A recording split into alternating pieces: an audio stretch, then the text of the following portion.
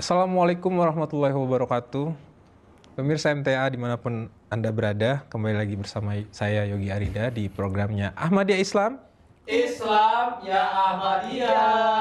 Alhamdulillah kita sudah berjalan di episode ke-7 untuk episode kali ini, di mana saya ditemani oleh siapa lagi kalau bukan Bapak Bilal. Assalamualaikum Waalaikumsalam warahmatullahi wabarakatuh. Tadi agak lupa Pak, nyebutin nama tadi. Kita udah lama sih nggak ketemu Pak gitu. Gimana Pak kabarnya? Sehat? Alhamdulillah sehat. Sehat ya, alhamdulillah ya.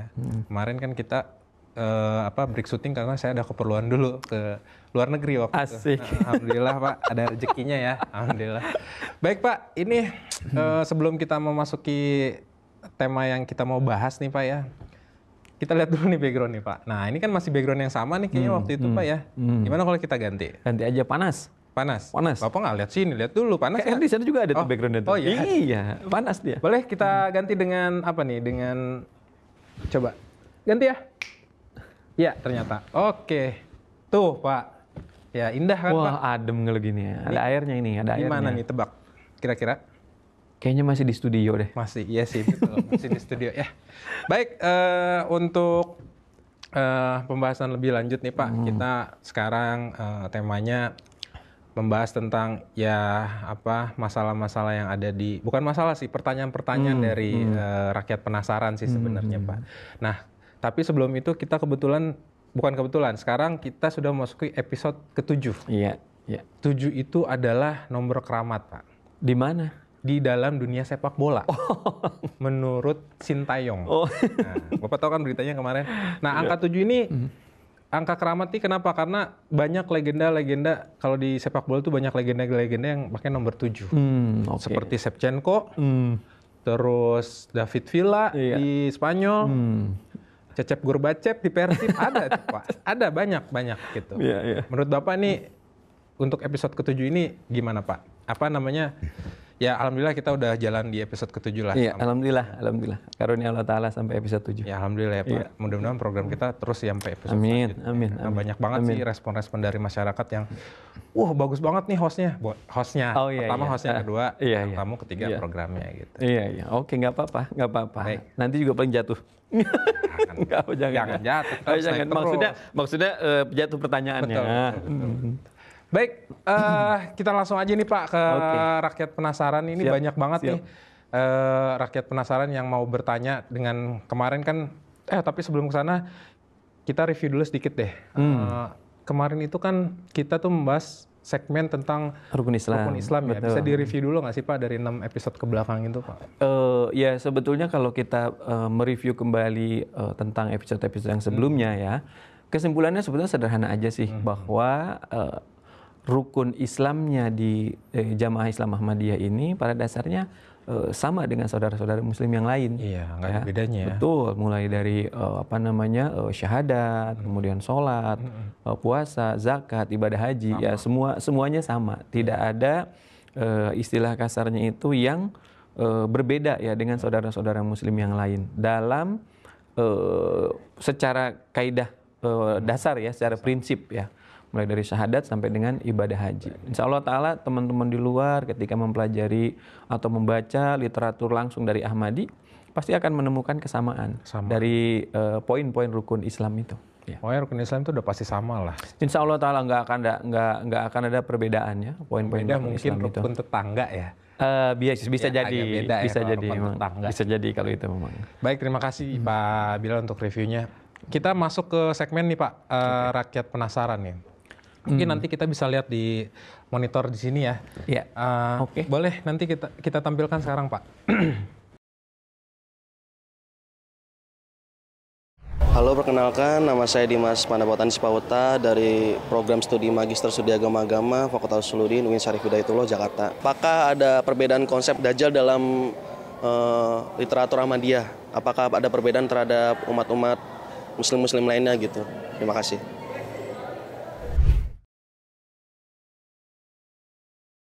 Nah, saya masih nggak ngerti nih. Emang Dajjal ada konsepnya Pak? Bukan konsep kali ya, lebih ke arti Dajjal di dalam di ajaran Jemaat Ahmadiyah dengan yang lainnya mungkin. Karena kan kalau yang pada umumnya ini Dajjal ini berbentuk monster. Terus kan matanya 3 gitu kan. Ada mata 3-nya gitu. Saya kira cuma larutan aja yang 3, ternyata Dajjal juga 3 gitu kan. Mudah-mudahan ini bukan endorse ya. Gimana coba Pak tanggapannya Pak?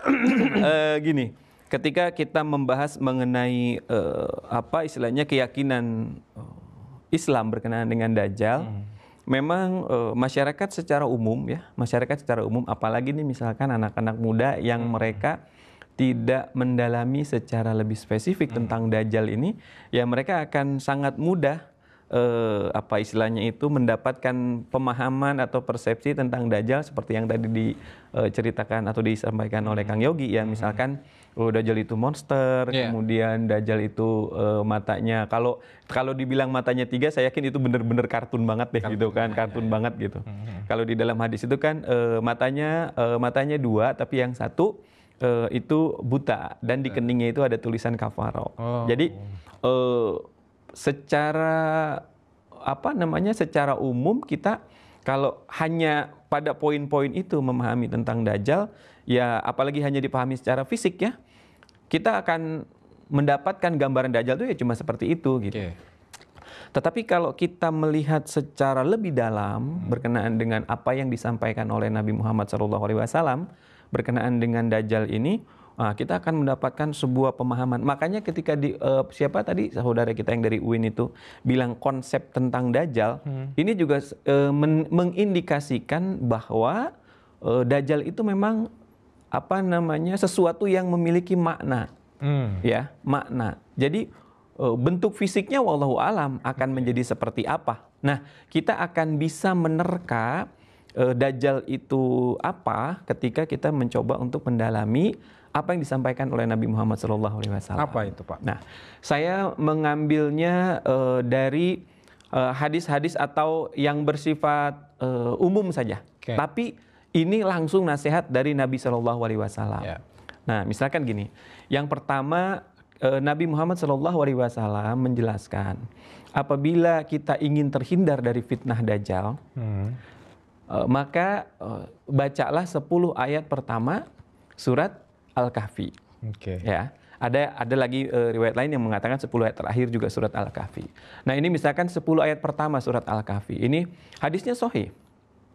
Jadi barang siapa yang menghafal 10 ayat pertama surat Al-Kahfi, maka dia akan terbebas, akan selamat dari fitnah Dajjal.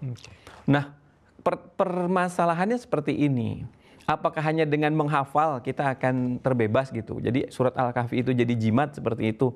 Tentu Nabi SAW ketika mengingatkan kita, menasehatkan kita untuk menghafal 10 ayat pertama surat Al-Kahfi itu, tentu bukan hanya sekedar dihafal, tapi juga difahami maknanya apa, di dalamnya itu ada apa. Sehingga bisa menyelamatkan orang yang menghafalnya itu, yang memahaminya itu dari fitnah Dajjal. Lebih spesifiknya lagi, dia akan tahu Dajjal itu siapa, gitu. Nah, di dalam hadis itu kan diperintahkan untuk menghafal 10 ayat pertama surat Al-Kahfi. Dan kalau kita melihat di dalam 10 ayat pertama surat Al-Kahfi itu, lebih tepatnya di ayat ke-4 dan ke-5 kalau saya tidak salah, ya ayat ke-4 lah kalau dengan Bismillah ayat ke-5. Di mana Allah Subhanahu wa taala berfirman di dalam surat Al-Kahfi itu yang bunyinya seperti ini, A'udzubillahi minasyaitonirrajim. Wa yunzirul ladzina qalu takhadallahu walada. Dan untuk memberikan peringatan kepada orang-orang yang mengatakan bahwa Tuhan itu memiliki anak. Nah, ketika kita merenungkan ayat ini sangat spesifik.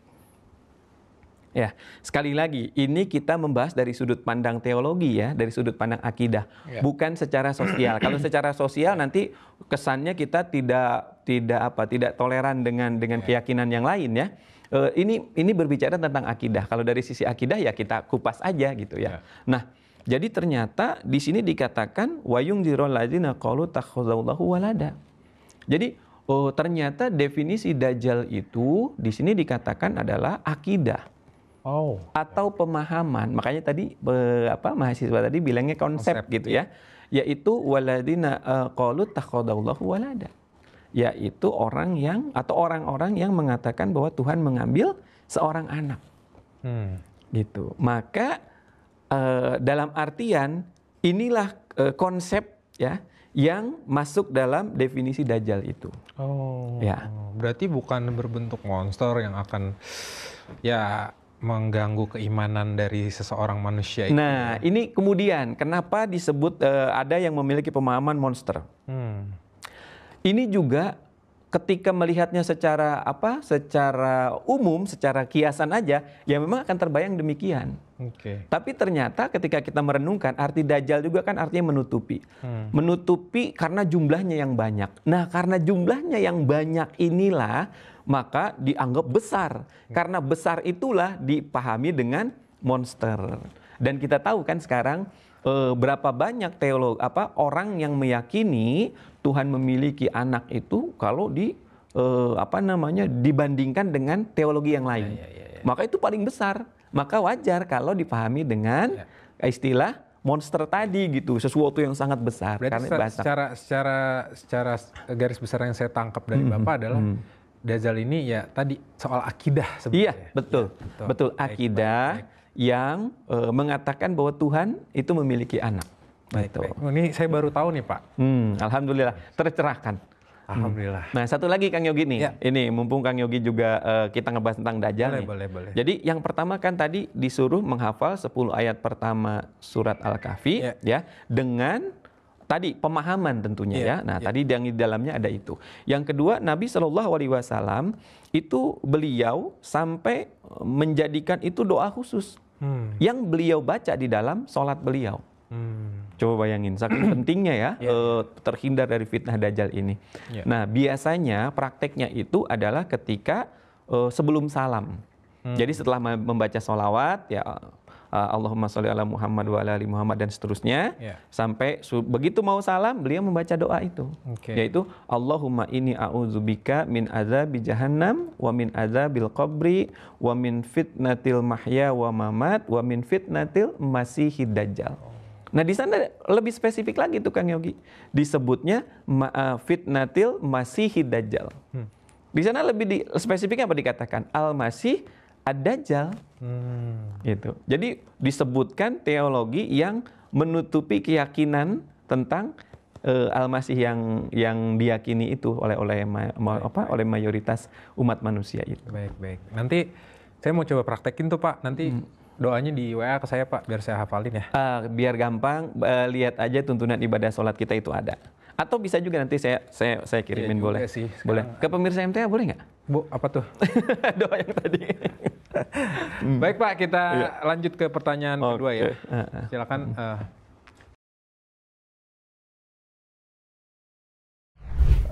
Gue Farah Rizky Sibarani, gue dari Bekasi. Jadi pertanyaan gue adalah, waktu saat bom Bali itu ada, kenapa Ahmadiyah ini dicantumkan di dalam berapa orang pada saat itu? Kenapa mereka diikutsertakan gitu? Pertanyaannya sih itu sih. Karena waktu itu posisi saya masih SD. Dan saat SD itu kan belum tahu apa-apa ya. Tapi saat keluar rumah, ada mbak saya dan juga orang tua yang lain, itu ngomong, jangan ikut organisasi Ahmadiyah. Dia ini salah satunya nih, sambil nunjuk-nunjuk foto beberapa orang yang ada di situ. Oke, yang pertanyaan kedua itu, gue beberapa kali ngikut ke Masjid Ahmadiyah. Jujur masjidnya bagus, tentram juga, enak, semuanya enak. Cuman ada satu pertanyaan yang agak mengganjal sih. Kenapa nggak ada kotak amal? Itu aja sih. Dan yang terlebih, yang saya suka sih banyak bukunya. Itu aja sih. Karena kalau adanya kotak band, konser amal. Kotak amal. Iya. Tapi band itu kotak, menarik tuh Pak. Pertanyaan pertama tuh, saya juga baru tahu nih, bom Bali 2 ada kaitannya karena saya juga waktu itu SD kalau nggak salah, berarti dia seumuran tuh sama saya. Oh gitu. Nah, nggak ada sih, saya nggak dapat beritanya juga bahwa di situ ada keterlibatan. Kalau saya coba memahami ya, coba menerka maksud beliau itu kayaknya memang salah persepsi, salah persepsi. Karena yang pertama ya misalkan gini, coba aja cari literasinya apakah Ahmadi terlibat dalam hal itu? Ya tentu tidak, karena kan secara ajaran saja kita memiliki ajaran atau semboyan kita adalah love for all, hatred for none. Tidak mungkin kita menyalahi gitu moto kita sendiri. Yang kedua, mungkin maksudnya adalah jamaah Islamiyah, bukan jamaah Ahmadiyah gitu. Maksudnya adalah jamaah Islamiyah atau JI gitu ya. Jadi memang ya maksud kelompoknya adalah kelompok itu, bukan jamaah Ahmadiyah. Iskom aja lah. Ya itu, dan tadi tidak di cross check ulang ya gitu, tidak di cross check karena ulang. dia masih SD kali Pak, jadi kan belum dikasih handphone juga buat nge-searching Google. Iya bisa jadi, bisa jadi. Tapi baik, berarti intinya kita bukan klarifikasi, kita luruskan bahwa itu ya tidak benar lah. Maksudnya sepertinya maksudnya yang berbeda gitu kan, karena kan kalau di pemberitaan secara nasional ya gitu kan, itu kan organisasinya kan terafiliasinya kan ke jamaah Islamiyah, bukan jamaah Ahmadiyah gitu. Nah itu pertanyaan yang kedua gimana tuh? Pertanyaan yang kedua, misalkan gini, masalah kotak amal ya. Kita sih melihat konsep seperti ini di dalam Islam itu ada peribahasa yang sangat indah Kang Yoni. Peribahasanya itu begini, al-haqqu bila nizamin yaglibuhul batil bin nizam. Ya, kebenaran yang terkelola dengan baik akan mudah, kebenaran yang tidak terkelola dengan baik akan mudah dikalahkan oleh kebatilan yang terkelola dengan baik. Nah, kita sebagai jamaah Islam, kita harus memanage diri kita, organisasi kita itu dengan sebaik mungkin. Nah, salah satunya adalah untuk menghindari yang pertama, misalkan ya nauzubillah, namanya kotak amal kan kalau lupa ya banyak cerita gitu kan, hilang gitu kan, bobol, atau ya nauzubillah misalkan ada penyalahgunaan gitu kan gitu. Nah, kita di dalam jamaah Islam Ahmadiyah ini untuk pengorbanan harta jamaahnya, untuk sedekah jamaahnya itu sudah difasilitasi melalui sistem yang sangat teradministrasi dengan baik. Kemudian sistem pengorbanannya kita melalui sistem online dengan masuk ke aplikasi Canda ID. Jadi jamaah kita bisa masuk ke sana gitu. Terus bagaimana seandainya ada saudara-saudara muslim yang lain ingin ikut serta di sana? Bisa saja. Gitu. Ada poin sodakoh. Nah, bisa di situ dimasukkan ke poin sodakoh. Gitu seandainya ini. Datang aja ke pengurus masjidnya, Pak, saya ingin bersedekah untuk masjid ini misalkan. Bagaimana? Ya sudah, diterima nanti sama pengurus, dimasukkan ke Canda ID pada poin sodakoh itu bisa. Intinya bukan masalah kita nggak ada kotak amal, tapi cara kita memanage. Betul. Jadi kita lebih kekinian, cara kita lebih terbaru lah. Betul. Gitu, dengan sistem yang bagus. Iya, lebih terkelola ya, lebih terkelola. Jadi bukan masalah kotak amal. Ya, karena begini, misalkan kalau kita bicara secara nasional ya, misalkan kalau seluruh Indonesia, kita bagaimana kalau memanage melalui kotak amal gitu kan. Ya, kita juga sebetulnya istilahnya gini, pernah ada masa-masa kita juga sama semua serba tertulis, ya, masih sangat manual sekali. Nah, seiring berjalannya waktu, seiring perkembangan teknologi, dan kita menggunakan karunia Allah Ta'ala itu gitu, ya, kemajuan teknologi itu dengan merapikan administrasi dengan sistem yang ada sekarang. Siap. Itu. Bagus sekali berarti jemaat ini ya. Alhamdulillah. Kita lanjut Pak ke pertanyaan siap. berikutnya Pak. Nanda dari Jakarta.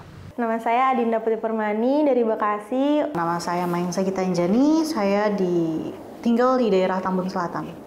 Kenapa teman-teman Ahmadiyah dilarang menikahi non-Ahmadiyah? Kita kan sesama Muslim, tapi kenapa Ahmadiyah itu harus menikah dengan sesama Ahmadiyah juga? Kita kan Islam, dan kenapa kayak Ahmadiyah harus menikah dengan sesamanya? Nah, ini sebenarnya pertanyaan yang cukup banyak sih di kalangan masyarakat luas. Kenapa selain kita harus bermakmum dengan yang pernah sudah kita bahas, kita juga harus menikah dengan sesama jemaat lagi gitu. Nah, itu coba, ini masalahnya demi masa depan anak-anak muda Ahmadi nih Pak. Iya. Yang pertama gini, bukan hanya Ahmadi yang menasehatkan, bahasanya gitu deh ya, yang menasehatkan kepada jamaahnya, kepada anak-anaknya untuk menikah dengan sesama Ahmadi. Boleh dikatakan organisasi yang lain juga ada, atau mungkin kita nyebut aja misalkan trah tertentu juga untuk menjaga orisinalitasnya gitu ya. Itu juga mempraktekkan hal itu. Misalkan contoh nih, zuriyah Nabi. Zuriyah Nabi itu sangat mengutamakan ya untuk menikah dengan sesama zuriyah Nabi. Walaupun apa istilahnya tidak dinikahkan juga keluar gitu, tapi mereka sangat menjaga orisinalitas itu ya, zuriyah, sesama zuriyah itu. Alasan spesifiknya? Kalau alasan spesifiknya, kalau saya melihat tadi untuk menjaga kemurnian. Ya, itu yang pertama. Kita bicara dari kelompok Islam yang lain juga, atau masyarakat yang lain juga sama mempraktekkan itu. Jadi begini Kang Yogi, yang harus kita pahami secara secara praktek ya, di masyarakat umum juga gitu ya. Yang pertama itu kita sampaikan ya, di masyarakat umum juga banyak kelompok lain seperti itu. Mereka sangat menjaga untuk itu. Yang kedua, apalagi melihat dari sisi untuk menjaga keimanan ini ya, kita adalah jamaah Islam yang sudah meyakini bahwa Imam Mahdi dan Masih Maud yang kedatangannya dinubuatkan, dikabarkan oleh Nabi Muhammad SAW itu ya sudah datang dan kita suruh baiat. Kita sudah mengimani itu. Kuncinya di situ. Nah, lalu misalkan gini, kita ya menikah dengan orang yang belum mengimani itu. Bukan hanya sekedar belum mengimani, terkadang ada yang sangat fanatik, membenci, nauzubillah, menyesatkan, gitu kan, mengatakan sesat pemahaman ini, keyakinan ini, itu secara akidah akan sangat merugikan. Secara akidah, merugikannya apa? Nanti misalkan anak kita ya akan ya dilarang misalkan oleh suaminya, gitu kan. Udah, kamu mau pilih saya atau mau memegang keyakinan itu. Sedangkan kita memegang keyakinan ini adalah perintah Nabi Muhammad SAW. Betul. Dan peristiwa seperti ini bukan dongeng.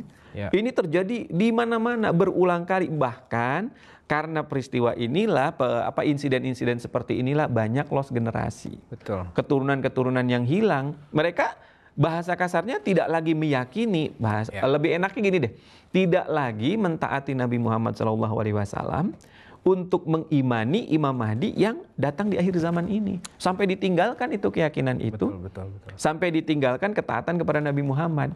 Bahasanya gini, kita mau pilih ketaatan kepada Nabi Muhammad dengan mengimani ini, atau kita mau memilih laki-laki atau perempuan. Kan sangat sayang. Bahasa saya itu, betul. Saya pernah mengucapkan dengan istilah begini Kang Yogi. Jangan kamu jual keimananmu, jangan kamu tukar keimananmu dengan laki-laki atau perempuan. Bahasanya seperti itu. Karena kan kita mengimani ini kan karena perintah Nabi Muhammad.